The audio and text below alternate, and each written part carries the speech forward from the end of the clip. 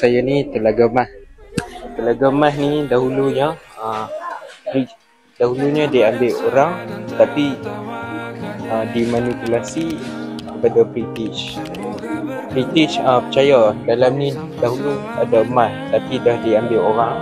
So mereka gali juga. Bila gali juga, mereka hanya nampak batu yang berbentuk emas, tapi emas tiruan lah senang cakap. Bila korek dalam, mereka hanya dah nampak batu lah. Emas yang real tu dah diambil orang. So jadilah macam ni. Okey, tu sejarah ringkas Telaga Mas.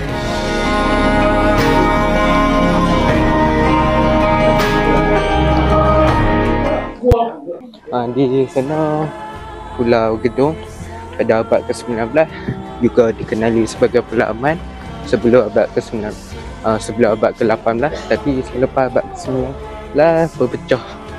Di sana Pulau Gedong, di sini Pulau Aman. Dan kita dapat lihat Penang Bridge di sana, sungguh cantik dan menawan.